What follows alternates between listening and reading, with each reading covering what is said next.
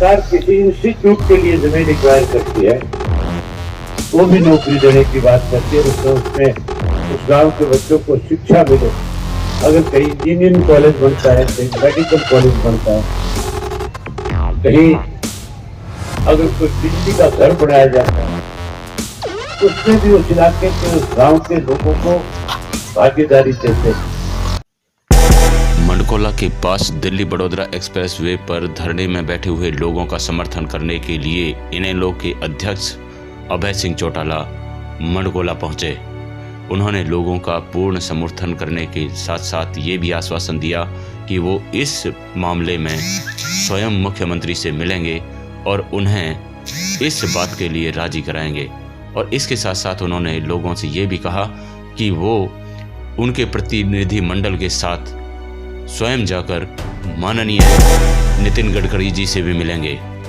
इसके साथ साथ उन्होंने कई अन्य बातों पर भी लोगों का ध्यान आकर्षित कराया।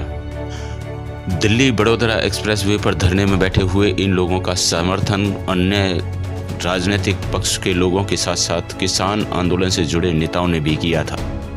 कुछ दिन पहले यहां धरने में आकर आफ्ताब अहमद भी अपना समर्थन लोगों को दे चुके हैं और आज इनेलो के अध्यक्ष ने आकर भी लोगों को अपना सहयोग देने का वादा किया है। सरकार किसी इंस्टीट्यूट के लिए जमीन एक्वायर करती है, वो भी नौकरी देने की बात करती है, उसमें उस गांव के बच्चों को शिक्षा मिले। अगर कहीं इंजीनियरिंग कॉलेज बनता है, कहीं मेडिकल कॉलेज बनता है, कहीं अगर कोई बिजली का घर बनाया जाता है, उसमें भी उस इलाके के उस गांव के लोगों को भागीदारी देते। लेकिन हैरानी की बात है, 80 गांव के लोगों की जमीन लेकर उस सड़क का इस्तेमाल ना करके इसके लिए कोई रास्ता भी नहीं दिया। इसके लिए लोगों को मजबूर होकर के आज 18 दिन हो गए अपना काम काज छोड़ करके माताओं को, बुजुर्गों को, नौजवान साथियों को केवल सरकार के सामने अपनी बात रखने के लिए इस थिएटर की स्थिति में भी धरना देने पर मजबूर सरकार कर रही है। तो आप में विश्वास और भरोसा दिलाता हूं, इंडियन नेशनल लोकदल पार्टी ने हमेशा जहां कहीं भी सरकार ने किसी की भी अनदेखी करी, राजनीति से ऊपर उठ करके हमने उन लोगों का साथ दिया जिनके साथ सरकार अन्याय कर रही है। उदाहरण आपके सामने है, 13 महीने तक किसान आंदोलन चला और उस किसान आंदोलन में एक बड़ी राजनीति हो रही थी। आपने देखा होगा कुछ राजनीतिक दल किसान आंदोलन की आड़ के अंदर अपनी राजनीति को चमका रहे थे, लेकिन जो सही मायने में किसान के साथ खड़े होकर के किसान की मदद करना चाह रहे थे, उनको रोकने की कोशिश कर रहे थे। उस आंदोलन में बारी बारी से ये कहा जाता था कि हमारे बीच में वो व्यक्ति आकर के खड़ा हो सकता है जो राजनीति से पहले अपना रिश्ता खत्म करे, फिर किसान आंदोलन में आकर के उसकी मदद करे। इंडियन नेशनल लोकदल पार्टी एक अकेली पार्टी थी जिसने सबसे पहले ये फैसला लिया था कि किसानों के साथ जो केंद्र की सरकार अनदेखी कर रही है, तो तीन काले कानून बना दिए जो किसान को नामंजूर है। हमारी पार्टी ने फैसला लिया कि हम इस आंदोलन में किसान के साथ राजनीति से ऊपर उठ करके कंधे से कंधा मिलाकर उनकी हर तरह से मदद करी। हमने अपना झंडा नहीं, हमने अपना बैनर नहीं लगाया था। हमारी पार्टी के तो एक एक कार्यकर्ता ने उस आंदोलन।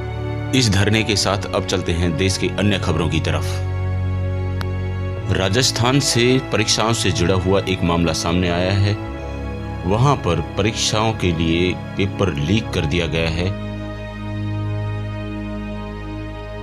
परीक्षा का पेपर तिजोरी में से बाहर तक पहुंच गया तो भाई हो गई जादूगरी। सचिन पायलट पेपर तो तिजोरी से बाहर सुरेश ढाका जैसे लोगों के पास ढूंढ रहा था। परीक्षाओं के पेपर लीक होने का ये पहला मामला नहीं है। पहले भी कई बार इस तरह के मामले राजस्थान और उत्तर प्रदेश में सामने आ चुके हैं। विद्यार्थी बहुत मेहनत करके अपनी परीक्षाओं की तैयारियां करते हैं, लेकिन परीक्षाओं से पहले ही कुछ पूंजीपति लोग इसका फायदा उठा लेते हैं और पेपरों को लीक करा करके अपने इंस्टीट्यूट के, अपने शिक्षण संस्थानों के छात्रों को पास कराने की गारंटी लेते हैं। ये रैकेट कैसे कैसे काम करते हैं, इस पर सरकार की नजर क्यों नहीं पड़ती है। हाल ही में ऑक्सफैम की एक रिपोर्ट जारी हुई है जिसमें पूंजीपति और गरीबी के बीच में बहुत बड़ा फर्क सामने आया है। इस रिपोर्ट में बताया गया है कि देश के 1% पूंजीपतियों के पास देश की 40% संपत्ति है, लेकिन इसके साथ साथ एक और भी बात सामने आई है। देश में आने वाले जीएसटी टैक्स का 64% भाग गरीब जनता के 50% हिस्से से आता है, जबकि देश की 10% आबादी जो अमीर है वो जीएसटी का सिर्फ 3% ही चुकाती है। इस पर राहुल गांधी ने तंज कसते हुए कहा है कि सबसे गरीब आबादी का जीएसटी में योगदान 64% और सबसे अमीर 10% आबादी का जीएसटी में योगदान 3%। गब्बर सिंह टैक्स, अमीरों को छूट और गरीबों को लूट। तो ये राहुल गांधी ने बहुत बड़ा सवाल कहें कि बहुत बड़ा मुद्दा लोगों के सामने रखा है। अगली खबर दिल्ली से है। जंतर मंतर पर देश के कुश्ती और विभिन्न खेलों में गोल्ड मेडल, ब्रॉन्ज मेडल और कांस्य पदक जीतने वाले जो खिलाड़ी हैं उन्होंने धरना दे रखा है और वो धरने पर सरकार की नीतियों और सरकार के अधिकारियों के खिलाफ बैठे हुए हैं। इस खबर पर आगे चलने से पहले हम आपको एक आईपीएस अफसर का एक वीडियो दिखाना चाहते हैं। इस वीडियो को गौर से सुनें कि इसमें आईपीएस अफसर किस तरह की बातें किसके लिए कर रहे हैं। आगे की खबर इसी वीडियो पर आधारित है, क्योंकि इस वीडियो में वो सच्चाई उजागर की गई है जो लोगों के सामने बार बार आती रहती है।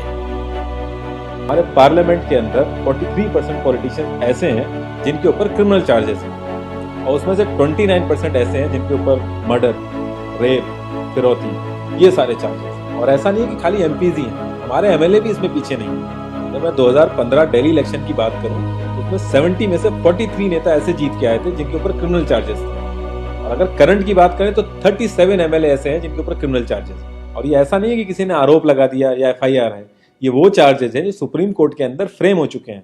मतलब पुलिस गई है वहां पे, उसको एविडेंस कंफर्म हुए हैं, आई विटनेसेस मिले हैं, ये वो चार्जेस हैं। ये प्रॉब्लम तो बहुत ही छोटी सी है कि पार्टीज क्रिमिनल्स को टिकट ना दें और लोग क्रिमिनल्स को वोट ना दें, लेकिन इस छोटी सी प्रॉब्लम के लिए 1999 से लड़ाई चल रही है और अभी तक इसका सोल्यूशन नहीं है।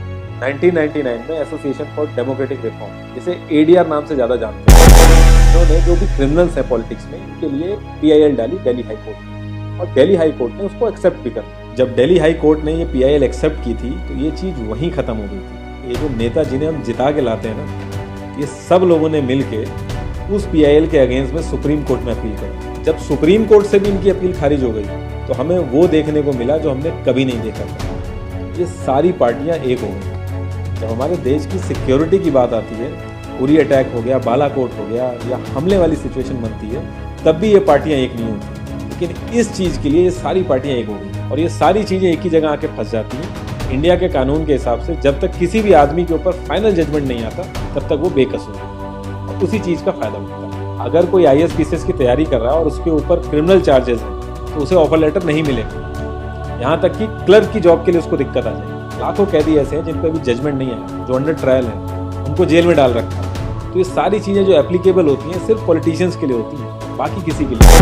तो बड़े सांसदीय क्षेत्र में पार्टियों के लिए इतना मुश्किल हो जा रहा है ऐसा कैंडिडेट ढूंढना जिसका कोई क्रिमिनल रिकॉर्ड हो। एडीआर की रिसर्च के हिसाब से क्रिमिनल कैंडिडेट के चांसेस 3 गुना ज्यादा होते हैं जीतने के क्लीन कैंडिडेट के मुकाबले। एक क्रिमिनल कैंडिडेट मनी और मसल पावर का परफेक्ट कॉम्बो बन जाता है। पार्टी के लिए फंडिंग इकट्ठी करनी हो, self financing, black money, campaigning के लिए फाइनेंस इकट्ठा करना हो, हर एक चीज में माहिर होते हैं। इसलिए पॉलिटिकल पार्टीज की ये पहली पसंद बन जाए। पहले लोग इतनी डिमांड में नहीं, पहले वही भीड़ इकट्ठी करना, बूथ कैप्चरिंग, इन्हीं सब चीज़ों तक ये लोग लिमिटेड थे। लेकिन ये जैसे जैसे इनकी वर्सेटैलिटी बढ़ती गई, ये पॉलिटिकल पार्टीज की पहली पसंद बनती गई। पार्टीज की मजबूरी तो समझ में आती है, लेकिन कास्ट और सिस्टम फेलियर की वजह से लोगों की भी मजबूरी बन जाती है इनको वोट देना। आज की डेट में यार FIR करने के लिए भी आपको जुगाड़ की जरूरत होती है, लेकिन वहीं अगर आप अपनी कास्ट वाले नेता के पास जाओगे तो आपका काम हो जाएगा, थोड़ा बहुत आपका हिसाब किताब देखेगा, आपका काम कर देगा। तो ये जो सिस्टम कमजोर है, ये मजबूर करता है लोगों को इन लोगों को वोट देने के लिए, और ये लोग पूरा ध्यान रखते हैं कि ये सिस्टम कभी स्ट्रांग हो। अगर तुम क्लोजली ऑब्जर्व करो तो हर नेता यही तो समझाने की कोशिश कर रहा है कि सिस्टम सारा खराब है, सिस्टम में ये कमियां हैं और मैं तुम्हें इस सिस्टम से बचा लूंगा। और गरीबों के हक के लिए लड़ते लड़ते लड़ते वो खुद अमीर हो जाता है। यार जीतने का एक सुपर हिट फॉर्मूला है, एक एरिया डिसाइड करो, उस एरिया की कास्ट कैलकुलेशन कर लो, जो कास्ट मेजोरिटी में है उसका रॉबिन हुड टाइप या एक बाहुबली टाइप एक नेता खड़ा कर दो। जो सिस्टम काम नहीं कर पा रहा है वो काम तुम करने लगो, लोग तुम्हें वोट देने लगेंगे। इन केस अगर कोई ज़्यादा होशियार बन रहा है या लोगों में ज़्यादा समझ आ गई है तो छोटा सा दंगा करा दो, लोगों की मजबूरी बन जाएगा तुम्हें वोट करना। Centre for media studies CMS, इसके हिसाब से लास्ट लोकसभा जो 2019 का था उसमें 50,000 करोड़ से भी ज़्यादा पैसा इन्वॉल्व। पूरे वर्ल्ड में इंडिया सबसे ज़्यादा पैसा खर्च करता है इलेक्शन, USA से भी ज़्यादा। यार तुम्हें क्या लगता है इतना पैसा खर्च करके कोई जब आएगा तो वो रिटर्न ऑफ इन्वेस्टमेंट नहीं देखेगा? ऐसे ये सारी पार्टीज आपस में कितना लड़ती रहती है, कितने वैचारिक मतभेद हैं इनके आपस में, लेकिन जब भी ट्रांसपेरेंसी पार्टी फंडिंग की बात आती है सब लोग एक जैसा राग लाते हैं। ये लोग कभी भी पार्टी फंडिंग में ट्रांसपेरेंसी आने ही नहीं देंगे। एक बार जब ये लोग पावर में आते हैं ना, पूरा का पूरा सिस्टम इनके हिसाब से चलता है। जो पुलिस वाले इनके हिसाब से नहीं चलते ना, उनका ट्रांसफर हो जाता है। 144 पुलिस ऑफिसर्स 1 लाख लोगों की सिक्योरिटी देख रहे हैं, और जब हमारे नेताओं की बात आती है तो 47,000 पुलिस वाले 14,842 नेताओं को सिक्योरिटी दे रहे हैं। अब बाहुबलियों को क्या जरूरत है सिक्योरिटी? कभी किसी क्रिमिनल को देखा है जिसके आगे पीछे IAS PCS पुलिस वाले जी हजूरी कर रहे होते हैं? बहुत ही वर्स्ट सीन होता है। हर साल रिपोर्ट्स आती हैं कि 75% से भी ज्यादा लोगों को पुलिस पे भरोसा ही नहीं है। इंडिया एक लौती ऐसी जगह है जहाँ पे पुलिस को देख के इंसान सेफ फील करने की बजाय डरता है। एक 15 साल के बच्चे तक को पता है कि IPL में सट्टा लगाने के लिए किसके पास जाना, लेकिन हमारी पुलिस को नहीं पता। और ये सारा सिस्टम, ये जो वीक सिस्टम है, हमारे नेताओं को बहुत सूट करता है, क्योंकि जिस दिन ये स्ट्रांग हो गया तो इन सब की दुकानें बंद हो जाएंगी। इंडिया की 65% आबादी 35 की एज से नीचे है। जो हमारा लोकसभा है उसकी एवरेज एज है 54 और राज्यसभा की एज 63.5 है। एक दो केस अगर छोड़ दें तो आम आदमी के लिए पॉलिटिक्स दिखने का रास्ता नहीं है। अगर आप गूगल पे सर्च करोगे ना टॉप 10 यंग पॉलिटिशियंस, तो एक भी नाम उसमें ऐसा नहीं होगा जिसका कोई फैमिली से पॉलिटिकल कनेक्शन ना हो। आज़ादी के बाद से 0.5% से भी कम पॉलिटिशियंस ने अपने बच्चों को आर्मी में भेजा है। वहाँ नहीं भेजते ये लोग। हम लोग इनसे मैनिफेस्टो में डिमांड ही कहाँ करते हैं? हम तो बस रिलीजियस मुद्दे देखते हैं मैनिफेस्टो में और खुश हो जाते हैं। इंडिया ने ब्रिटिश पार्लियामेंट्री सिस्टम अडैप्ट किया और उसमें बहुत ही इंपॉर्टेंट चीज़ है शैडो कैबिनेट, वो हमने छोड़ दी। इसके बारे में बहुत ही कम लोगों को पता है और ये लोग हमें पता लगने भी नहीं देते। इसमें होता यह है कि अगर मैं फाइनेंस मिनिस्ट्री का ही एग्जाम्पल लूँ तो जो भी रूलिंग पार्टी का फाइनेंस मिनिस्टर है उसके पैरेलली एक ऑपोजिशन का भी फाइनेंस मिनिस्टर असाइन होता है, और जो रूलिंग पार्टी का फाइनेंस मिनिस्टर है उसकी एक्टिविटीज को ऑपोजिशन का फाइनेंस मिनिस्टर लोगों तक पहुंचाए। और इसी तरीके से हर डिपार्टमेंट में होता है और लोगों के लिए बड़ा बेनिफिशियल रहता है, क्योंकि छोटे से छोटे काम के लिए हमारे इंडिया में बहुत सारी मिनिस्ट्री इन्वॉल्व रहती है, तो एक्चुअल में किस नेता की गलती है पता ही नहीं चल पाता। इस तरीके के बहुत सारे कॉन्सेप्ट हैं जो हम लोगों को पार्टी से मैनिफेस्टो में डिमांड करने चाहिए। हम लोग तो हमेशा मंदिरों और मस्जिदों के लिए ही लड़ते हैं, ये सारी चीजें एकदम से तो सही हो नहीं है। लेकिन एक चीज हमारे हाथ में है कि हम कम से कम किसी क्रिमिनल को तो वोट ना दें। और ऐसा तो होता नहीं कि सारे सारे लाइन से क्रिमिनल ही खड़े हो जाते हैं। हमें बस इतना करना है कि जो भी कैंडिडेट क्रिमिनल है हमें बस उसे वोट नहीं देना, भले ही वो हमारी फेवरेट पार्टी का हो, भले ही वो हमारी कास्ट का हो। बस एक दो बार हमें ऐसे करना है, फिर इन लोगों को टिकट ही मिलना बंद हो जाएगा पार्टी से। जितनी रिसर्च हम अपना मोबाइल फोन खरीदने में करते हैं ना, उसकी 10% रिसर्च भी अगर हमने अपने कैंडिडेट के बारे में कर ली तो ये क्रिमिनल जितने भी हैं पार्लियामेंट में नहीं दिखेंगे, ये वहीं दिखेंगे जहां इनको होना चाहिए। लास्ट में एक ही क्वेश्चन पे मैं इस कॉन्वर्सेशन को एंड करूंगा कि पॉलिटिक्स अगर समाज सेवा है तो सैलरी क्यों, और अगर नौकरी है तो एग्जाम और क्वालिफिकेशन क्यों? इस वीडियो में जितनी भी बातें कही गई हैं वो बिल्कुल पूरी तरह से सत्य हैं, क्योंकि अगर ऐसा नहीं है तो जंतर मंतर पर बैठने वाले जो खिलाड़ी हैं उनका ये आरोप नहीं होता कि बीजेपी के सांसद ब्रिजभूषण शरण सिंह लड़कियों का यौन शोषण करते हैं, उन्हें धमकाते हैं। ये आरोप किसी साधारण आदमी ने नहीं लगाया है, ये लगाया है रेसलर विनेश फोगाट ने। इसके साथ एक अन्य मामले में शहनवाज हुसैन को सुप्रीम कोर्ट की तरफ से राहत नहीं मिली है। उनके ऊपर रेप का आरोप लगा हुआ है। इसके साथ साथ एक अन्य मामले में कुलदीप सिंह सेंगर पहले ही जेल की हवा खा रहे हैं। इसके साथ साथ चिन्मय नंद और न जाने कौन कौन से नेता इस कड़ी में शामिल हैं और देश भर के लोगों के द्वारा रोहित वेमुला को याद किया जा रहा है, क्योंकि 17 जनवरी को उनकी बरसी थी। उनकी मौत ने जातिवाद की उस गहराई को सामने रखा जो शिक्षण संस्थानों में काफ़ी लंबे समय से चली आ रही थी।